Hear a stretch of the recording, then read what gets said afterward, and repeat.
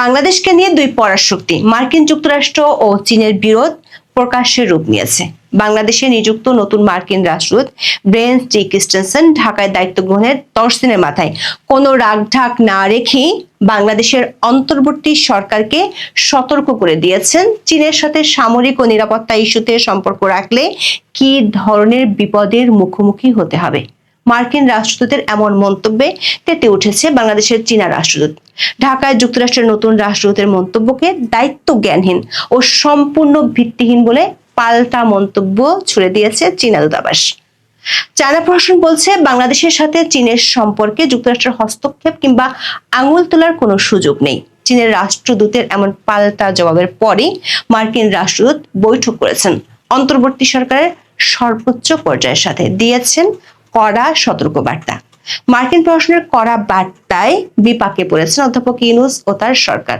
থামাতে হচ্ছে চীনের সহায়তায় সামরিক ড্রোন উৎপাদন কারখানা স্থাপনের প্রকল্প। মাত্র কয়েকদিন আগে চীনের রাষ্ট্রদূত বিশাল ফুলের তোড়া দিয়ে শুভেচ্ছা জানিয়েছিলেন জাতীয় নিরাপত্তা উপদেষ্টাকে, কিন্তু মার্কিন প্রশাসনের বার্তা পাওয়ার পর সেই ফুল আপাতত কাটার মতোই বিষাদ লাগছে অন্তর্বর্তী সরকারের কাছে। শুধু করা বার্তা নয়, বেশ কয়েকটি শর্ত জুড়ে দিয়েছে মার্কিন প্রশাসন, আর তাতে বিপাকে পড়েছে অন্তর্বর্তী সরকার। এদিকে দূতাবাসের এক কর্মকর্তার সাথে নারী সাংবাদিকদের কথোপকথনের অডিও ক্লিপ ফাঁস হওয়ায় নড়েচড়ে বসেছে ঢাকার মার্কিন দূতাবাস।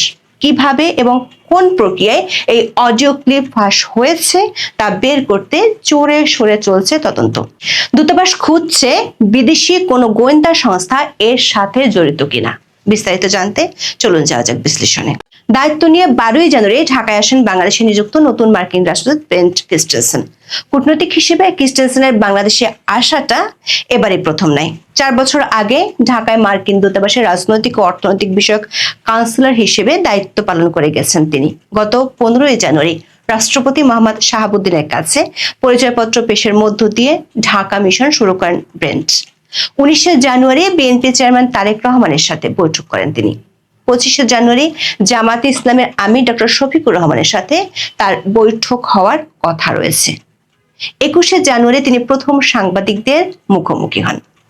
বাংলাদেশের অন্তর্বর্তী সরকার ও পরবর্তী রাজনৈতিক সরকারের কাছে আমেরিকার চাওয়া কি, ব্রেন্ট সে বৈঠকেই সেটি স্পষ্ট করেছেন। মার্কিন দূতাবাসের একটি সূত্র বলছে, বর্তমান অন্তর্বর্তী সরকারের গতিবিধি বেশ রহস্যজনক হওয়ায় মূলত বার্তা দেওয়ার জন্যই ব্রেন্ট মাত্র 7 জন সাংবাদিককে ডেকেছিলেন এবং সেখানে তিনি চীন বিরোধী এজেন্ডা প্রকাশ করেন। সাংবাদিকদের সাথে সেই বৈঠকে ব্রেন্ট ক্রিস্টেনসেন বলেন, নির্দিষ্ট কিছু ক্ষেত্রে চীনের সঙ্গে সম্পর্ক রাখার ক্ষেত্রে ঝুঁকির বিষয়গুলো স্পষ্টভাবে বাংলাদেশের অন্তর্বর্তী সরকার বা নতুন নির্বাচিত সরকারের কাছে তুলে ধরবেন। দর্শক, গত অক্টোবরে মার্কিন সিনেটে রাষ্ট্রদূত নিয়োগের শুনানিতে ব্রেন্ট ক্রিস্টেনসেন একই প্রসঙ্গে কথা বলেছিলেন। প্রশ্ন হলো, ব্রেন্ট যে কিছু বিষয়ের কথা সাংবাদিকদের বলেছেন সেগুলো আসলে কি কি? সূত্রগুলো বলছে, বাংলাদেশের অন্তর্বর্তী সরকারের আমলে চীনের সাথে সামরিক সম্পর্ক আর আঞ্চলিক নিরাপত্তা ইস্যুই মার্কিন মাথা ব্যথার কারণ।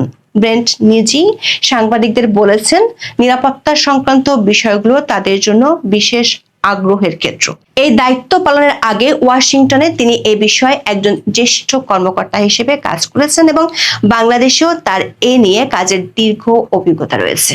রাগঢাক না রেখে ব্রেন্ট বলেছেন, মার্কিন প্রশাসন গত 2 বছর ধরে চেষ্টা করছে চীনের উপর বাংলাদেশের সামরিক নির্ভরতা কমাতে। তার মতে, বাংলাদেশের প্রতিরক্ষা বাহিনীর সব শাখার সঙ্গে যুক্তরাষ্ট্রের অংশীদারিত্ব রয়েছে। নৌবাহিনীর সঙ্গে সামুদ্রিক নিরাপত্তা বিষয়ে বিভিন্ন প্রশিক্ষণ ও মহড়ার মাধ্যমে সেনাবাহিনী ও বিমান বাহিনীর সঙ্গে অপারেশনাল প্রস্তুতি ও জরুরি পরিস্থিতি মোকাবেলার সক্ষমতা বাড়াতে 2 দেশ একসঙ্গে কাজ করছে। গত 1 বছরে 2 দেশ বেশ কয়েকটি গুরুত্বপূর্ণ যৌথ মহড়া পরিচালনা করছে। নৌবাহিনীর সঙ্গে অপারেশনাল প্রস্তুতির জন্য টাইগার শার্ক, সেনাবাহিনীর সঙ্গে শান্তি রক্ষা, সন্ত্রাস বিরোধী কার্যক্রম ও চিকিৎসা সংক্রান্ত সক্ষমতা বৃদ্ধির লক্ষ্যে টাইগার লাইটনিং সহ আরো নানা ধরনের সম্পৃক্ততার কথা উল্লেখ করেছেন তিনি। এমনকি বাংলাদেশ সেনাবাহিনীর জন্য প্রতি বছর প্রায় $15 লাখ পেশাদার সামরিক শিক্ষায় সহায়তা দিচ্ছে যুক্তরাষ্ট্র। কূটনৈতিক সূত্রগুলো বলছে, যুক্তরাষ্ট্র চায় না বাংলাদেশ চীন থেকে সামরিক সরঞ্জাম কিনুক। ব্রেন ক্রিস্টেনসেন বলেছেন, দক্ষিণ এশিয়ায় চীনের সামগ্রিক প্রভাব নিয়ে তিনি উদ্বিগ্ন এবং এ বিষয়ে যুক্তরাষ্ট্র সরকার স্পষ্ট অবস্থান নিয়েছে। বাংলাদেশে তিনি সব বন্ধুর সঙ্গে যোগাযোগ রাখবেন, সেটা অন্তর্বর্তী সরকার বা নতুন নির্বাচিত সরকার হোক। অংশীদার দেশগুলোর সামরিক সক্ষমতার চাহিদা পূরণে যুক্তরাষ্ট্রের কাছে নানা বিকল্প রয়েছে বলে উল্লেখ করেন মার্কিন দূত। দর্শক, বাংলাদেশ চীন থেকে সাশ্রয়ী মানে কম দামে সামরিক সরঞ্জাম কিনে থাকে, আর আমেরিকার সামরিক সরঞ্জাম অনেক বেশি দামি, যেটি বাংলাদেশের বাজেটের সাথে সামঞ্জস্যপূর্ণ নয়। এমন পরিস্থিতিতে ট্রাম্প প্রশাসন বলছে, বাংলাদেশকে চীনের গ্রিপ থেকে বের করতে তাদের কাছে বিকল্প প্রস্তাবও আছে। বিকল্প প্রস্তাবটি হলো, বাংলাদেশ যদি দাম বেশি হওয়ার জন্য আমেরিকা থেকে কিনতে না পারে, তাহলে বাংলাদেশকে অস্ত্রশস্ত্র কিনতে হবে আমেরিকার মিত্রদের কাছ থেকে, যারা সস্তায় সামরিক সরঞ্জাম বিক্রি করে। যুক্তরাষ্ট্রের রাষ্ট্রদূত বলেছেন, এর মধ্যে যুক্তরাষ্ট্রের নিজস্ব প্রতিরক্ষা ব্যবস্থা যেমন আছে, তেমনি অনেক ক্ষেত্রে যুক্তরাষ্ট্র তার মিত্র ও অংশীদার দেশগুলোর উপযোগী কোনো ব্যবস্থা চিহ্নিত করতে সহায়তা করে, যা বাংলাদেশি বাহিনীর প্রয়োজনের সঙ্গে আরো মানানসই বা তুলনামূলকভাবে সাশ্রয়ী হতে পারে। যুক্তরাষ্ট্রের কাছে যদি উপযুক্ত কোনো ব্যবস্থা না থাকে, সেক্ষেত্রেও মিত্রদের সঙ্গে একসঙ্গে কাজ করে সেই চাহিদা পূরণে সহায়তা করার কথাও বলেছে। এর অর্থ হলো, যুক্তরাষ্ট্র কিংবা যুক্তরাষ্ট্রের মিত্র কোনো দেশ ছাড়া অন্য দেশের সঙ্গে বাংলাদেশ সামরিক সম্পর্ক রাখুক, এটা যুক্তরাষ্ট্র চায় না। মার্কিন রাষ্ট্রদূত ক্রিস্টেনসেনের এমন বক্তব্যের জবাবে ঢাকায় নিযুক্ত চীনা রাষ্ট্রদূত ইয়াই ওয়েন এবং চীনা দূতাবাস অত্যন্ত কঠোর ও আক্রমণাত্মক প্রতিক্রিয়া জানান। চীনা দূতাবাসের এক মুখপাত্র ক্রিস্টেনসেনের মন্তব্যকে দায়িত্বজ্ঞানহীন এবং ভিত্তিহীন বলে অভিহিত করেন। চীনের পক্ষ থেকে বলা হয়েছে, মার্কিন রাষ্ট্রদূত নিজের কাজে মনোনিবেশ করার পরিবর্তে চীন বাংলাদেশ দ্বিপাক্ষিক সম্পর্কের সমালোচনা করে ভুল করছেন এবং এর পেছনে মার্কিন যুক্তরাষ্ট্রের গোপন উদ্দেশ্য রয়েছে। চীনের মুখপাত্র আরো বলেন, চীন ও বাংলাদেশের সহযোগিতা দুই দেশ ও তাদের জনগণের বিষয়। এখানে যুক্তরাষ্ট্রের হস্তক্ষেপ কিংবা আঙুল তোলার কোনো সুযোগ নেই। প্রশ্ন হলো, ঢাকায় আসার 10 দিনের মধ্যে কেন নতুন মার্কিন রাষ্ট্রদূত এমন কড়া বার্তা দিলেন? সূত্রগুলো বলছে, ব্রেন্ট যেদিন ঢাকায় ল্যান্ড করেন, সেদিনে তিনি জানতে পারেন আকাশ প্রতিরক্ষার সক্ষমতা জোরদারে সামরিক ড্রোন উৎপাদন কারখানা স্থাপনের জন্য চীনের সঙ্গে G2G চুক্তি সই করতে যাচ্ছে বাংলাদেশের অন্তর্বর্তী সরকার। আনুষ্ঠানিক চুক্তির আগে গত 6 জানুয়ারি অর্থ মন্ত্রণালয় establishment of manufacturing plant and transfer of technology for unmanned Arial vehicle শীর্ষক প্রকল্প প্রস্তাবের অনুমোদন দেয়। 608 কোটি 8 লাখ টাকার এই প্রকল্পের ড্রোন ম্যানুফ্যাকচারিং প্ল্যান্ট প্রযুক্তি আমদানি ও স্থাপনের জন্য এলসি খোলা এবং পরিশোধ বাবদ বরাদ্দ রাখা হয়েছে 570 কোটি 60 লাখ টাকা। প্রস্তাবনা অনুযায়ী বাংলাদেশ বিমান বাহিনী চীনের রাষ্ট্রায়ত্ত প্রতিরক্ষা ইলেকট্রনিক্স প্রতিষ্ঠান China electronics technology group corporation ইন্টারন্যাশনালের সরবরাহকৃত প্রযুক্তি ব্যবহার করে প্রকল্পটি বাস্তবায়ন করবে। বাংলাদেশের অন্তর্বর্তী সরকারের জাতীয় নিরাপত্তা উপদেষ্টা খলিলুর রহমান 8 থেকে 12 জানুয়ারি যুক্তরাষ্ট্র সফরে গিয়েছিলেন। সেখানে তার সাথে মার্কিন প্রশাসনের শীর্ষ কর্মকর্তাদের সাথে বৈঠক হয়। বিশেষ করে পররাষ্ট্র দপ্তরের রাজনৈতিক বিষয়ক আন্ডার সেক্রেটারি এলিসন হুকার এবং যুক্তরাষ্ট্রের দক্ষিণ ও মধ্য এশিয়া বিষয়ক সহকারী পররাষ্ট্রমন্ত্রী পল কাপুর বাংলাদেশের জাতীয় নিরাপত্তা উপদেষ্টাকে ড্রোন কারখানা স্থাপনের জন্য চীনের সাথে এই চুক্তিটি না করার পরামর্শ দেন। কিন্তু খলিলুর রহমান দেশে ফেরার পর সে বিষয়ে অগ্রগতি হয়নি। উল্টো 18 জানুয়ারি চীনের রাষ্ট্রদূত ইয়াও ওয়েন খলিলুর রহমানের সাথে দেখা করে চুক্তিটি করার জন্য বিশাল ফুলের তোড়া দিয়ে শুভেচ্ছা জানান। আর তাতেই ক্ষেপে যায় মার্কিন প্রশাসন, যে জন্য ব্রেন্ট সাংবাদিকদের মাধ্যমে মার্কিন প্রশাসনের বার্তা পৌঁছে দেয় অন্তর্বর্তী সরকারের কাছে। কূটনৈতিক সূত্রগুলো বলছে, এসব বিষয়ে নজর এড়ায়নি বাংলাদেশের ট্রাম্প প্রশাসনের। কূটনৈতিক সাধারণ নিয়ম অনুযায়ী কোনো কূটনৈতিক দেশে যোগ দেওয়ার পর প্রথমে রাষ্ট্রপতির কাছে পরিচয়পত্র পেশ করেন এবং তারপর সরকার প্রধানের সাথে সাক্ষাৎ করেন। অথচ ব্রেন্ট ক্রিস্টেনসেন বাংলাদেশে এসে রাষ্ট্রপতির সাথে সাক্ষাতের পর দেখা করেন বিএনপি চেয়ারম্যান তারেক রহমানের সাথে। এরপর তিনি মার্কিন ব্যবসায়ী ও সাংবাদিকদের সাথে বৈঠক করেন। বাংলাদেশের একজন সাবেক কূটনৈতিক বলেছেন, বিষয়টি যে অস্বাভাবিক তা কূটনৈতিক মহলের দৃষ্টি এড়ায়নি, কারণ বিষয়টি এক ধরনের প্রোটোকল কিংবা প্রথা ভাঙ্গার বার্তা দেয়। এমনকি ব্রেন্ট ক্রিস্টেনসেন বাংলাদেশে আসার পরপরই কার্যক্রম নিষিদ্ধ থাকা আওয়ামী লীগের নেতাদের সাথেও বৈঠক করেছেন, আর সরকারের কর্তা ব্যক্তিদের সাথে বৈঠক করেছেন 23 জানুয়ারি। ব্রেন্ট ক্রিস্টেনসেন প্রথমে জাতীয় নিরাপত্তা উপদেষ্টা খলিলুর রহমান ও পরে প্রধান উপদেষ্টা মোহাম্মদ ইউনূসের সাথে সাক্ষাৎ করেন। সূত্রগুলো বলছে চীনা দূতাবাসের প্রতিক্রিয়ার পরে তিনি এই বৈঠক করেছেন। এই দুই বৈঠকে মার্কিন প্রশাসন গত 9 ও 10 জানুয়ারি খলিলুর রহমানকে যেসব বার্তা দিয়েছিল সেগুলো আবারও স্মরণ করিয়ে দেন ব্রেন্ট। পাশাপাশি শুধু সামরিক চুক্তি নয়, তিস্তা প্রকল্প চীন থেকে দূরে থাকার বার্তা দেওয়া হয়েছে মার্কিন প্রশাসন থেকে। ব্রেন্টের সাথে বৈঠকের পর বাংলাদেশ চীন সম্পর্ক নিয়ে নতুন করে ভাবতে হচ্ছে অধ্যাপক ইউনূসকে। অধ্যাপক ইউনূস পড়েছেন এখন উভয় সংকটে, কারণ অধ্যাপক ইউনূসকে বাংলাদেশের চলমান রাজনীতি ও চীনের সাথে সম্পর্ক এবং আঞ্চলিক নিরাপত্তা ইস্যুতে মার্কিন রাষ্ট্রদূত বেশ কিছু বার্তা দিয়েছেন। আগামী সরকারের হাতে হারিকেন ধরিয়ে দিয়ে যেতে চাইছেন ইউনূস। হারিকেন ধরিয়ে দিয়ে যেতে চাইছেন এটি বলছি শিরোনামে, কিন্তু আদৌ যাবেন কিনা এমন একটি প্রশ্ন আছে জনপরিসরে। কারণ হচ্ছে ইউনূস যদি রাষ্ট্রপতির টোপটা গিলে ফেলেন তাহলে তো তিনি থেকেই গেলেন। আগামী সরকারের হাতে হারিকেন বিশেষ করে অর্থনৈতিক ক্ষেত্রে ধরিয়ে দিয়ে যাচ্ছেন যে এটি এক প্রকার নিশ্চিত। এমন একটি সংবাদই করেছে বাংলাদেশের একটি জাতীয় দৈনিক। আর্থিক চাপে পড়বে পরবর্তী সরকার, সেই সংবাদটির আলোকেই কথা বলতে চাই। বাংলাদেশ প্রতিদিনের সংবাদ শিরোনাম এটি। তারা বলছে যে বাংলাদেশ এই মুহূর্তে অর্থনৈতিকভাবে একদম বিপর্যস্ত এবং অর্থনীতিতে যে একটু দাঁড় করিয়ে দিয়ে যাবেন তা নয়, 1.5 বছরে বরঞ্চ যে অর্থনীতি ছিল সেটিকে আরো একদম নিচে নামিয়ে দিয়ে 12 জানুয়ারি একটি নির্বাচন রঙ্গ হচ্ছে। এই নির্বাচন রঙ্গের মাধ্যমে যে একটি সরকার আসবে সেই সরকারের হাতে ক্ষমতা হস্তান্তর করে দিতে চাইছেন ইউনূস। এতে কি হবে? এতে কি দেশ চালানো যাবে?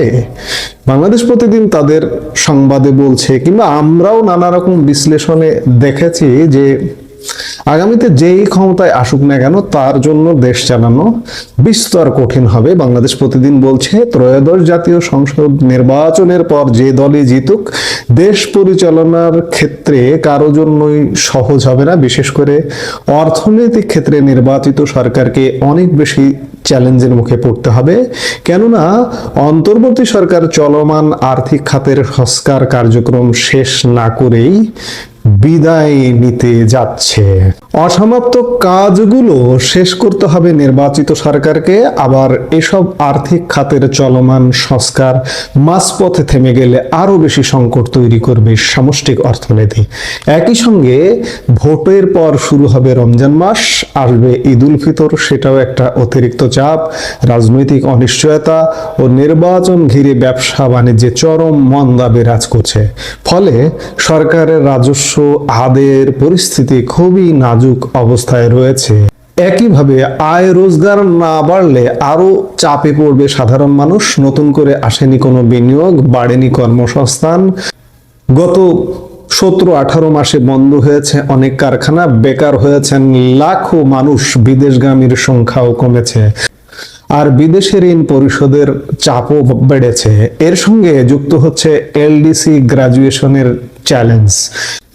সব মিলিয়ে নতুন সরকারের ঘাড়ে যে আর্থিক চাপ এখনকার চেয়ে আরো বাড়বে এতে কোনো সন্দেহ নেই। অর্থাৎ যারা আশা করছেন যে ইউনূস চলে যাচ্ছে, একটা নির্বাচিত সরকার পাচ্ছে দেশ এবং সেই নির্বাচিত সরকার আপনার জীবনমানের উন্নয়ন ঘটিয়ে দেবে, কর্মসংস্থান করবে, বিনিয়োগ করবে, অর্থনৈতিক গতি প্রকৃতি, অর্থনৈতিক ফ্লো দেবে, এটি একদম ভুল ভাবনা। আগামীর সামনের দিনগুলো আরো ভয়ঙ্কর পরিস্থিতি নিয়ে আমাদের সামনে হাজির হচ্ছে। বিভিন্ন তথ্য উপাত্ত সেগুলোই বলছে। কিন্তু এদিকে সরকারি চাকুরিদের জন্য পে স্কেল বাস্তবায়ন করতে অতিরিক্ত প্রয়োজন হবে প্রায় 1 লক্ষ কোটি টাকা। সরকারি চাকুরিদের এই যে বেতন বাড়াতে হবে, ঠিক আছে, 10 বছর আগে 2015 সালে সর্বশেষ বেতন স্কেল বৃদ্ধি পেয়েছিল, কিন্তু বাড়াটা যদি সীমা ছাড়া হয়, এই সীমা ছাড়া বাড়াটা কি আমার দেশের সক্ষমতা আছে কিনা? 1 লক্ষ কোটি টাকা মানে চিন্তা করুন, আমার বাজেটের প্রায় 12.5% কিংবা 1 লক্ষ না হয়ে 80,000 কোটি, 1 লক্ষ থেকে 80,000 কোটি টাকা বাড়তি অর্থ লাগবে। কমপক্ষে 10 থেকে 12% অর্থ বাড়তে লাগবে। এটি নিশ্চিতভাবে আগামী সরকারের জন্য চাপ তৈরি করবে এবং আগামী সরকারের হাতে এই ক্ষেত্রেও একটা হারিকেন ধরিয়ে দিয়েছে যে সরকার যদি মনে করে যে না আমাদের এখন আর্থিক সক্ষমতা নেই, আপাতত বাড়াচ্ছি না, পরবর্তী 1-2 বছর পরে বাড়াবো, তাহলে সেই সরকারের এই কর্মচারীরা কিন্তু সরকারের বিরুদ্ধে কাজ করতে পারে, আন্দোলন করতে পারে, নানা রকম অগ্নিগর্ভের মধ্যে ফেলে দিয়ে যাচ্ছে সরকার, যে এই সরকারি চাকুরিদের বেতন বৃদ্ধিটাও সেদিকেই ইঙ্গিত করছে। শুধু তাই নয়, সরকারি চাকুরিদের বেতন বৃদ্ধির সাথে সাথে পে স্কেল পুরোপুরি বাস্তবায়ন করতে প্রয়োজন হবে 1,31,000 কোটি টাকা। মানে 80,000, 1 লাখ না, 1,31,000 কোটি টাকা। তাহলে বুঝুন অবস্থাটা কোথায় যাবে। এতে করে সরকারের ওপর আর্থিক চাপ বাড়লেও সরকারি চাকরিজীবীদের বাড়বে ক্রয় ক্ষমতা, যার প্রভাব পড়বে নিত্যপণ্য সহ সব ধরনের পণ্যের বাজারে। আপনাদের মনে আছে, নিশ্চয়ই মনে থাকবার কথা, 10 বছর আগে যখন নতুন বেতন স্কেল আসলো, কিংবা যে কোনো সময় যখন সরকারি চাকুরিদের বেতনটা বাড়ে, ঠিক তখন আজকে আপনি যে আটা কিনছেন 60 টাকা কেজি কিনছেন, সেই আটা আপনাকে 100 টাকা কেজি কিনতে হবে। এটা সাধারণত আমরা যখন বেতন বৃদ্ধি হয় তখন এগুলো কিন্তু দেখেছি। স্বাভাবিকভাবে বাজারে খুব বড় ধরনের একটা প্রভাব পড়তে যাচ্ছে। এর চূড়ান্ত ফলাফল হিসেবে দেখা দিতে পারে আরো উচ্চ মূল্যস্ফীতি। এমনিতেই দেশের টাকা কয়েক বছর ধরে মূল্যস্ফীতির চাপ 2 অঙ্কের কাছাকাছি। এদিকে অর্থ বছরের অর্ধেক সময় বড় ঘাটতির মুখে পড়েছে জাতীয় রাজস্ব বোর্ড। চলতি 2025-26 অর্থ বছরে প্রথম 6 মাসে লক্ষ্যমাত্রার তুলনায় রাজস্ব আদায় কমেছে প্রায় 46,000 কোটি টাকা। এ ঘাটতি বছর শেষে লাখ কোটি টাকা ছাড়িয়ে যেতে পারে। অন্যদিকে ডুবন্ত ব্যাংক খাতে গ্রাহকদের আস্থা ফেরানো সম্ভব হয়নি রাজনৈতিক পট পরিবর্তনের পরও, বরং খেলাফি ঋণ বেড়েছে রেকর্ড পরিমাণ। কৃষি খাতে উৎপাদন ও বন্টন ব্যবস্থায় মোটামুটি ভারসাম্য থাকলেও শিল্প খাতের অবস্থা খুবই নাজুক। নতুন কোনো বিনিয়োগও নেই, বিদেশি ঋণ পরিশোধের চাপ প্রতিনিয়তই বাড়ছে। বিশ্লেষকরা বলছেন, নির্বাচন কমিশনের নির্ধারিত সময়সূচি অনুযায়ী জাতীয় নির্বাচন অনুষ্ঠিত হলে এখন থেকে মাত্র 20 বা 22 দিন পরই দায়িত্ব নেবে নতুন সরকার। দায়িত্ব গ্রহণের পরপরই নতুন সরকারের সামনে সবচেয়ে বড় ও তাৎক্ষণিক চ্যালেঞ্জ হয়ে উঠবে রমজানের বাজার নিয়ন্ত্রণ। তবে এই রমজান বাজার কেবল একটি মৌসুমি চাপ নয়, এটি মূলত উচ্চ মূল্যস্ফীতি, দুর্বল সরবরাহ ব্যবস্থা, কম বিনিয়োগ, রাজস্ব ঘাটতি, ব্যাংক খাতের ঝুঁকি এবং বাড়তে থাকা সরকারি ব্যয়ের একটি অতিরিক্ত চাপ। বহুমাত্রিক এসব সংকট একসঙ্গে মোকাবেলা করতে গিয়ে নতুন সরকারকে একদিকে কঠিন আর্থিক সিদ্ধান্ত নিতে হবে, অপরদিকে রাজনৈতিক ও সামাজিক চাপও সামলাতে হবে। ভোটে জয়ী হয়ে যে দলই সরকার গঠন করুক না কেন, সেই সরকারের কাছে জনপ্রত্যাশা থাকবে আকাশচুম্বী। ফলে এসব চ্যালেঞ্জ মোকাবেলা করে সরকারকে দেশ পুনর্গঠনের কাজ করতে হবে। এছাড়া নির্বাচনের পর কার্যক্রম নিষিদ্ধ আওয়ামী লীগ নিশ্চয়ই ঘরে বসে থাকবে না, এটি খুব গুরুত্বপূর্ণ একটি বিষয়। নির্বাচনের পরে সেনাবাহিনী মাঠ থেকে উঠে যাবে এবং চাপ তৈরি হবে, রাজপথে প্রকাশ্যে আওয়ামী লীগ নেমে আসবে। খুব স্বাভাবিকভাবে দলটি তাদের হারানো ঐতিহ্য ফিরে পেতে রাজনৈতিক কর্মকাণ্ড শুরু করলে আবার অশান্ত হয়ে উঠতে পারে রাজনৈতিক পরিবেশ। এতে দেশের সামষ্টিক অর্থনীতি ঘুরে দাঁড়ানোর আগেই আবারও প্রচন্ড চাপের মুখে পড়তে পারে বলে মনে করে বিশ্বব্যাংকের ঢাকার সাবেক অর্থনীতিবিদ ডক্টর জাহিদ হোসেন। জানা গেছে, অন্তর্বর্তী সরকারের সময় সরকারি পরিচালন ব্যয় উল্লেখযোগ্যভাবে বেড়েছে। জনপ্রশাসনে সাধারণ ও ভূতাপেক্ষ পদোন্নতি, বিভিন্ন ভাতা বৃদ্ধি, প্রশিক্ষণ কার্যক্রম সম্প্রসারণ এবং একাধিক কমিটি ও উদ্যোগের ফলে ব্যয়ের চাপ বাড়ছে। একই সঙ্গে ইতোমধ্যেই নতুন বেতন কাঠামো বাস্তবায়নের চাপ শুরু হয়ে গেছে, যা ভবিষ্যতে ব্যয় আরো বাড়াতে পারে। উন্নয়ন ব্যয়েও দেখা দিয়েছে চরম স্থবিরতা। 2024-25 অর্থ বছরে বার্ষিক উন্নয়ন কর্মসূচি এডিপি বাস্তবায়ন হয়েছে বরাদ্দের মাত্র 8.5%, যা 1.5 দশকের মধ্যে সর্বনিম্ন। চলতি 2025-26 অর্থ বছরের প্রথম 5 মাসে এডিপি বাস্তবায়ন হয়েছে মাত্র 11.75%। এর প্রভাব পড়েছে কর্মসংস্থান, অভ্যন্তরীণ চাহিদা এবং সামগ্রিক অর্থনৈতিক প্রবৃদ্ধিতে। জুলাই আন্দোলনের পর বন্ধ হয়ে যাওয়া কারখানাগুলো চালু করা সম্ভব হয়নি। এতে নতুন করে বেকার হয়েছেন অসংখ্য মানুষ। অন্যদিকে centre for policy dialogue CPD বলছে, পরবর্তী নির্বাচিত সরকারের জন্য সবচেয়ে বড় চ্যালেঞ্জ হবে বিনিয়োগ পুনরুদ্ধার ও মূল্যস্ফীতি নিয়ন্ত্রণ। সংস্থাটির নির্বাহী পরিচালক ফাহমিদা খাতুন বলেন, বিনিয়োগ না বাড়লে কর্মসংস্থান সৃষ্টি হবে না, মানুষের প্রকৃত আয় বাড়বে না এবং বৈষম্য আরো গভীর হবে। রাজনৈতিক অনিশ্চয়তা, অবকাঠামোগত দুর্বলতা, আমলাতান্ত্রিক জটিলতা, কর ব্যবস্থার চাপ, উচ্চ সুদহার, চুক্তি বাস্তবায়নের দুর্বলতা এবং জ্বালানি সংকট বিনিয়োগকে নিরুৎসাহিত করছে। এসব সমস্যাকে সঙ্গী করে যাত্রা শুরু করতে হবে নতুন সরকারকে। ফলে এই যাত্রা মোটেই সহজ হবে না বলে তিনি মনে করেন। ইতিমধ্যে এই নানা রকম সংকটের মধ্যে কিন্তু আমরা পড়ে আছি। আমি বারবার এর আগেও হয়তো দু একটা ভিডিওতে উদাহরণ দিয়েছি। এই মুহূর্তে জ্বালানি সংকটটা কিন্তু তীব্র। শিল্পের জ্বালানি তো দূর কি বাত, রান্নার জ্বালানি, এই যে ঢাকা সহ সারা বাংলাদেশের জ্বালানি সংকট, লাইনের গ্যাস, সিলিন্ডারের গ্যাস কোথাও নেই। আরেকদিকে যে আশঙ্কাটা করা হচ্ছে যে জামাত ক্ষমতায় আসবে, জামাত ক্ষমতায় এসে যদি পাকিস্তানি ভাবধারা বা পশ্চিমারা ভাবছেন যে জামাতকেই ক্ষমতায় প্রত্যাশা করছে, যার কারণে ওয়াশিংটন পোস্টের রিপোর্টও বলছে যে জামাতের সঙ্গে তারা সম্পর্ক উন্নয়নের চেষ্টা করছে। তাহলে জামাতের সাথে ভারতের সমীকরণটা কেমন হবে? ভারতীয় চাপ যদি শুরু হয়, ভারতের রপ্তানি বাণিজ্য যদি আমাদের বন্ধ হয়ে যায়, আরো নানা রকম আকাশপথ বন্ধ হয়ে যায়, আরো নানা রকম কন্ট্রোল আরোপ হয়, আপনি কি মনে করেন যে সেই সরকারটা কন্টিনিউ করতে পারবে? এখন প্রশ্ন হচ্ছে যে ওই সরকারটা মেয়াদ কয়দিন হবে, কয় দিন বা কয় মাস বা কয় বছর?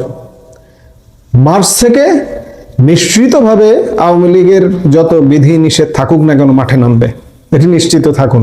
আওয়ামী লীগের এখন সাংগঠনিক অবস্থা ভঙ্গুর থাকুক আর যাই থাকুক না কেন, তৃণমূলের কর্মীরাই মাঠে নামবে, কেউ ঠেকাতে পারবে না।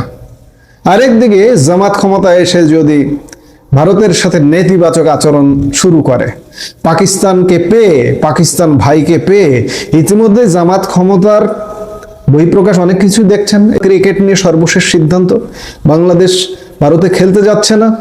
কাজে আগামী দিন খুব একটা সুখকর হবে না। আমাদেরকে আরো বেশ কিছুদিন রাজনৈতিক একটা অনিশ্চয়তার মধ্য দিয়ে যেতে হবে এবং ওই অনিশ্চয়তা পরবর্তী সময়ে একটি অন্তর্বর্তী সরকার বা তত্ত্বাবধায়ক সরকার বা যেটি হোক একটা আসবে, তারপরে একটা নির্বাচন হবে। নির্বাচন হবার পরে যদি সব দলের অংশগ্রহণ হয়, অংশগ্রহণ হয়ে নির্বাচন হয়, তাহলে তো আর কেউ বলতে পারবে না যে তুমি আমাকে নির্বাচনে অংশগ্রহণ করতে দাওনি। যদি সব দলের অংশগ্রহণ হয়, তাহলে রাস্তায় আন্দোলন করলে সেই আন্দোলন কিন্তু ঢোকে টিকবে না। কিন্তু এখন যেহেতু আওয়ামী লীগকে অংশগ্রহণ করতে দেওয়া হচ্ছে না, তাহলে আওয়ামী লীগ তাদের অধিকার আদায়ের জন্য যদি মাঠে নামে, সেই অধিকার আদায়টাকে জনগণ সমর্থন দেবে। একদিকে জনগণ দ্রব্যমূল্যের চাপে অতিষ্ঠ হয়ে যাবে, আরেকদিকে জনগণের কর্মসংস্থান থাকবে না, আয় কমে যাবে। তখন আপনি কি করবেন? কিচ্ছু করার নেই। কাজেই ইউনূস যে আগামী সরকারকে একটা হাতে হারিকেন এবং গ্রাম দেশে বলে যে পাছায় বাঁশ দিয়ে চলে যাচ্ছেন, এতে কোনো সন্দেহ নাই। আমরা দেখি এই হারিকেন এবং এই বাঁশের পরিণতি সামনে কি ঘটতে যাচ্ছে।